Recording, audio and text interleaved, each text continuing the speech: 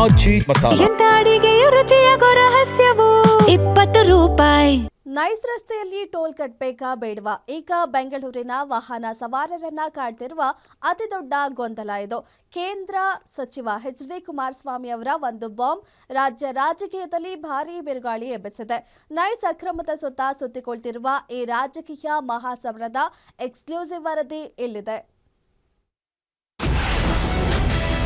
Nice ರಸ್ತೆಯಲ್ಲಿ toll ಪಾವತಿಸಬೇಕಾ ಬೇಡವಾ? ರಾಜಕೀಯ ಜಟಾಪಟಿ, ವಾಹನ ಸವಾರರಲ್ಲೂ ಗೊಂದಲ. ಇದು ಕರ್ನಾಟಕದ ನಂಬರ್ 1 ಸ್ಕ್ಯಾಮ್ ಅಂತ ಎಚ್ಡಿಕೆ ವಾಗ್ದಾಳಿ. ನೈಸ್ ಕಂಪನಿ ಯೋಜನೆ ರಾಜ್ಯದಲ್ಲಿ ಅತಿದೊಡ್ಡ ಹಗರಣದಂತೆ ಕಾಣ್ತಿದೆ ಎಂದು ಹೈಕೋರ್ಟ್ ಹೇಳಿದೆ.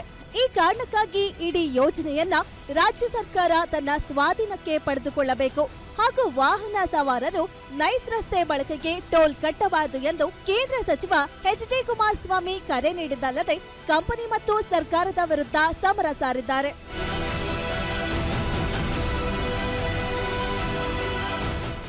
ನೈಸ್ ಯೋಜನೆಯಲ್ಲಿ ಅಗ್ರಿಮೆಂಟ್ ಉಲ್ಲಂಘನೆಯಾಗಿದೆ.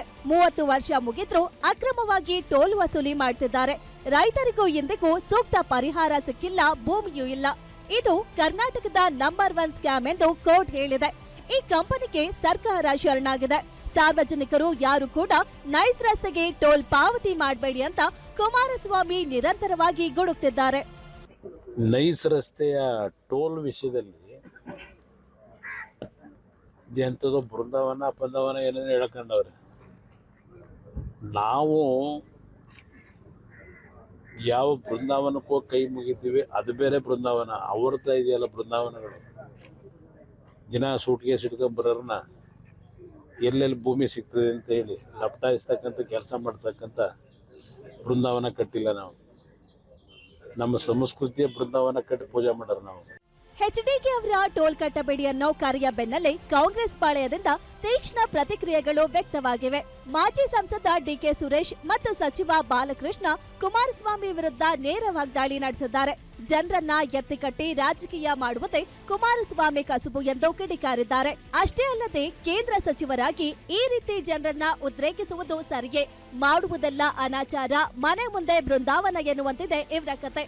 ಇದೆಲ್ಲವೂ ರಾಜಕೀಯ ಪ್ರೇರಿತ ನಾಟಕ ಎಂದು ವಾಗ್ದಾಳಿ ಮಾಡಿದ್ದಾರೆ. ಎತ್ಕಟ್ ರಾಜಕಾರಣ ಮಾಡೋರ್ನ ಏನ್ ಮಾಡಕ್ಕಾಗತ್ರಿ? ರಾಜಕಾರಣದಲ್ಲಿ ಕೆಲಸ ಮಾಡಿ ಬದುಕಬೇಕು ಅನ್ನೋದಿಲ್ವಲ್ಲ, ಕೆಲಸ ಮಾಡಿ ತೋರ್ಸ್ಬೇಕು ಅನ್ನೋದಿಲ್ಲ. ಎತ್ಕಟ್ ರಾಜಕಾರಣ ಮಾಡೋ ಕಸ್ಬಿರೋ ಅಂತವ್ರನ್ನ ಉತ್ತರ ಕೊಡೋದಕ್ಕೆ ನೀವು ಮಾಧ್ಯಮದವರೇ ಅದ್ರ ಬಗ್ಗೆ ಗಮನ ಹರಿಸ್ಬೇಕೇ ಹೊತ್ತು ಒಬ್ಬ ಕೇಂದ್ರ ಸಚಿವ ಯಾವ ರೀತಿಯಾಗಿ ಎತ್ಕಟ್ತಾ ಇದ್ದಾರೆ ಅನ್ನೋದನ್ನ ನೋಡ್ಬೇಕು. ಅದೊಂದೇ ಟೋಲ್ ಯಾಕೆ ಹೇಳ್ತಾರೆ?